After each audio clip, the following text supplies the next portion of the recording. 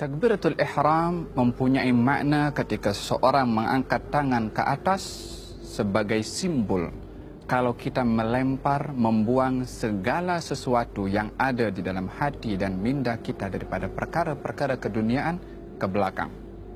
Sementara kita menghadap kepada Allah Subhanahu wa taala, kita angkat tangan simbol membuang segala sesuatu selain fokus kita kepada Allah dibuang ke belakang dengan mengucapkan takbiratul ihram. Cara mengangkat tangan saya sudah jelaskan dan posisi tangan ketika berada di atas. Yang pertama, telapak tangan dalam keadaan terbuka menghadap kepada Al-Qiblah.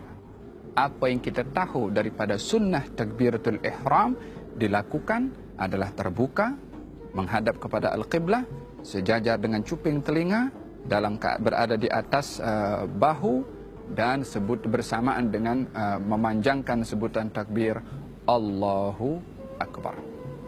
Allahu Akbar atau Allahu Akbar. Yang kedua. Yang ketiga bermula daripada atas. Allahu Akbar. Terdapat beberapa riwayat yang diriwayatkan oleh Imam Abu Dawud tentang kaifiyah salat meletakkan tangan itu. Satu riwayat mengatakan adalah di atas pusar, di bawah dada. Riwayat yang lain mengatakan di bawah pusar. Posisi tangan adalah seperti mana saya jelaskan dan berada di antara pusar di bawah dada ataupun di bawah pusar. Dalam riwayat yang lain dikatakan juga adalah tepat kepada dada dan dilekatkan ke dalam dada. Tapi yang menjadi pegangan dalam mazhab Imam Syafi'i adalah antara di atas pusar dan juga di bawah dada, atau dalam mazhab Imam Maliki adalah di bawah pusar, atau mazhab Imam Abu Hanifah. Apa yang patut kita gunakan mata ini? Tengok kepada apa? Tengok kepada hadapan, tengok kepada bawah, ataupun tengok kepada apa? Kalau kita salat di Kaabah, di Masjidil Haram, maka kalau kita nampak kepada Al-Kaabah, mata kita melihat kepada Al-Kaabah dengan penuh mentakzimkan kepada Al-Kaabah. Tapi bila mana salat di tempat yang kita tidak nampak kepada Al-Kaabah, maka kita melihat kepada maudhi' as-sujud. Tempat kita sujud itulah mata melihat ke tempat sujud.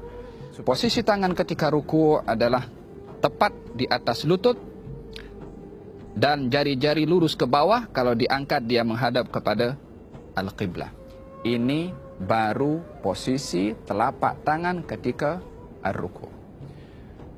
Yang kedua adalah posisi badan kita ketika ruku' dengan leher kita adalah sejajar. Yakni kalau kita berada dalam keadaan ruku' adalah berada dalam keadaan kalau diletakkan sesuatu di atas belakang kita, maka tidak akan jatuh sesuatu itu karena badan kita adalah datar dan rata. Yakni seperti ini. Posisi kaki ketika berdiri itu, baik dalam keadaan berdiri ataupun ruku', tidaklah terlalu lebar, tidaklah rapat seperti ini. Adalah merupakan perkara yang di luar sunnah kalau seseorang salat kakinya rapat seperti ini. Tidak pun juga terlalu terbuka. Hendaklah dia sederhana, yang agaknya kalau diukur dengan satu jengkal itu adalah sudah mencukupi seperti ini. Bangkit daripada ar-ruku' dengan sebutan Sami Allahu liman hamidah, bersamaan juga sebutan Sami Allahu liman hamidah bersama dengan gerakan dan tangan sampai kepada atas. Sami Allahu liman hamidah. Tangan disunnahkan turun ke bawah. Posisi sujud seseorang bila mana sujud adalah jari-jari atau batin daripada jari-jari itu adalah menghadap kepada Al-Qiblah. Yakni karena kaki bukan berdiri seperti ini sahaja, tetapi ditekan sehingga jari-jari kaki itu menghadap kepada Al-Qiblah. Bila mana mampu keseluruhan jari-jari sampai kepada jari kelingking adalah afdal. Tapi kalau tidak, walaupun sudah satu jari itu sudah memadai untuk mendapatkan sahnya as-sujud, bila mana batin daripada jari-jari kaki ini adalah menyentuh kepada tanah. Yang tidak diperbolehkan adalah bila mana posisi kaki seperti ini. Yang menyentuh kepada tanah itu adalah kuku atau zahir daripada jari-jari. Tidak, tapi butunul asabi', batin atau bagian belakang daripada jari-jari kaki. Walaupun hanya sekedar ibu jari sudah memadai, tetapi afdalnya adalah seluruh jari-jari kaki itu adalah ditekan ke bawah sehingga seluruh jari-jari ini menghadap kepada al-qiblah, kanan dan juga kiri, lutut dan juga tangan. Posisi tangan bila mana sujud adalah berada di tanah menghadap kepada al-qiblah, sejajar dengan jatuhnya atau sejajar dengan bahu kita. Yani seperti ini dan juga seperti ini. Posisi tangan menghadap kepada al-qiblah. Kalau ada sesuatu yang jatuh daripada bahu kita, akan jatuh kepada tangan kita. Yakni bukan tangan itu melirik ke kanan ataupun berhadapan seperti ini. Tidak, tetapi menghadap kepada al-qiblah. Hukum hidung menyentuh kepada tanah adalah perkara yang sunnah dalam mazhab al-Imam Asy-Syafi'i. Ini posisi sujud. Jari-jari menghadap qiblat dan kaki berdiri seperti ini. Tangan menghadap qiblat, dahi menyentuh kepada tanah, tak boleh ada penghalang kepada dahi. Baik itu imamah, songkok, serban adalah tak boleh menjadi penghalang, kecuali serban itu diletakkan sebagai sejadah, maka adalah diperbolehkan. Dalam sujud tidak boleh sujud di atas sesuatu yang terangkat bersama dengan tubuh badan kita. Posisi yang berikutnya adalah duduk di antara dua sujud, ataupun duduk tahiyat awal ataupun duduk tahiyat akhir. Duduk di dalam salat ada dua jenis duduk. Yang pertama adalah jalsatul iftirash, yakni posisi seperti ini. Yakni bahagian belakang kita duduk di atas telapak kaki bahagian kiri, sementara kaki kanan dan jari-jarinya tetap menghadap kepada al-qiblah seperti ini. Duduk seperti ini disunnahkan pada tahiyat awal, pada duduk di antara dua sujud, dan juga duduk istirahat. Dalam 3 kaifiyah atau setiap duduk yang tidak ada salam setelahnya, maka disunnahkan duduk iftirash seperti ini. Apakah iftirash? Duduk di atas telapak kaki kiri, sementara kaki kanan berdiri tegak. Adapun duduk yang kedua namanya duduk tawarruk, yaitu duduk pada saat seseorang setelah duduk itu akan salam. Maka posisinya berbeza. Kaki kiri masuk ke dalam. Dan kita duduk terus menyentuh kepada tanah, sementara posisi kaki kanan adalah tetap seperti ini, jari-jari menghadap kepada al-qiblah. Tidak seperti ini, ataupun tidak pun seperti ini. Duduk seperti ini juga tidak termasuk daripada yang disunnahkan di dalam as-salah, yang kalau seseorang duduk seperti ini bukanlah dikatakan salatnya itu terbatal, akan tetapi tidak melakukan sunnah di dalam as-salah. Dalam tahiyat akhir adalah duduk dalam keadaan jari kaki kanan menghadap kiblah, kaki kiri masuk dalam, dan juga bahagian belakang ini duduk menyentuh kepada tanah. Posisi tangan ketika berada dalam keadaan at-tahiyyat adalah baik tahiyat awal ataupun tahiyat akhir, jari-jari kiri berada pada bahagian lutut paha kiri, dan jari-jari kanan berada dalam keadaan digenggamkan seperti ini, kecuali 2 jari, jari telunjuk dan juga jari atau ibu jari. Jari telunjuk dan juga ibu jari. Cara yang digalakkan atau disunnahkan dalam mazhab al-Imam Syafi'i adalah bila mana seseorang itu ingin mengangkat ataupun at-tahiyat, katalah tahiyat awal atau tahiyat akhir, posisi telapak tangan kiri berada tepat pada lutut, telapak tangan tepat juga berada pada lutut, 3 jari daripada tangan kanan digenggamkan, kecuali ibu jari dan juga jari telunjuk yang berada dalam posisi seperti ini.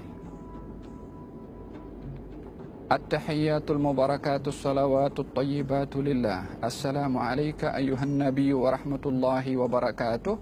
Assalamu alayna wa ala ibadillahis salihin. Ashhadu an la ilaha illallah. Bila mana sebut illallah, barulah tangan atau jari-jari telunjuk ini diangkat dan jari atau ibu jari berada di dalam dua keadaan. Boleh seperti ini, yakni menyentuh kepada jari telunjuk di bawah, ataupun boleh seperti ini, yakni menyentuh kepada jari yang tengah. Posisi ibu jari boleh menyentuh jari tengah, atau posisi ibu jari boleh menyentuh kepada jari telunjuk. Ini posisi kepada ibu jari. Adapun jari telunjuk berada dalam keadaan diangkat, tidak terlalu diangkat seperti begini, ataupun tidak lurus tetapi menunduk ke bawah sedikit. Asyhadu an la ilaha illallah, atau begini atau begini. Dua kaifiyah ini adalah ada di dalam cara melakukan at-tahiyyat. Perlukah seseorang menggerakkan jari-jarinya ketika berada dalam keadaan tahiyat awal atau tahiyat akhir? Di dalam hadis ada dua riwayat disebutkan kalau baginda Rasulullah tidak menggerakkan, dan dalam riwayat yang lain diberitahukan kalau Rasulullah menggerakkan. Dua riwayat ini zahirnya bertentangan, tetapi pada hakikatnya tidak bertentangan. Maksud daripada tidak menggerakkan dalam riwayat yang pertama adalah tidak menggerakkan berkali-kali. Maksud daripada menggerakkan dalam riwayat yang kedua adalah menggerakkan sekali. Yakni menggerakkan dalam bahasa Arab itu yuharriku. Yuharriku difahami dengan dua makna. Makna yang pertama, menggerak-gerakkan. Kalau menggerak-gerakkan, ini yang dipakai oleh sebahagian pandangan yang mereka bila mana tahiyat menggerakkan berkali-kali. Disebabkan memahami hadis itu dengan fahaman menggerak-gerakkan, maknanya lebih daripada sekali. Yang memahami hadis itu menggerakkan sahaja, maknanya sekali sahaja, daripada atas daripada bawah ke atas. Asyhadu an la ilaha illallah, maknanya dia juga pun menggerakkan. Maka dalam hal ini, dalam mazhab Imam Syafi'i, yang menjadi pegangan adalah menggerakkan sekali sahaja, juga sesuai dengan hadis Nabi Muhammad sallallahu alaihi wasallam. Bila mana selesai daripada at-tahiyyat, fil alamin innaka hamidum majid, disunahkan seseorang tidak terus salam, tapi membagi ruang sedikit. Fil alamin innaka hamidum majid. Bila mana nak mengucap assalam, assalamualaikum warahmatullah. Yani setelah sebutan kum baru menoleh ke kanan, dan setelah sebutan kum baru menoleh ke kiri. Tapi tidak bersamaan dengan sebutan assalamualaikum. Adalah tidak menepati kepada sunnah. Dan juga tidak perlu kita menggerakkan kepala berkali-kali. Assalamualaikum warahmatullah. Assalamualaikum warahmatullah. Gerakan ini bila mana 3 kali berturut-turut akan menyebabkan batalnya salat seseorang, karena perkara membatalkan salat adalah bergerak 3 kali berturut-turut. Jadi cara salam yang benar, assalamualaikum warahmatullah. Kembali kepada kiblat balik, assalamualaikum warahmatullah. Tidak pun daripada kanan terus menoleh ke kiri.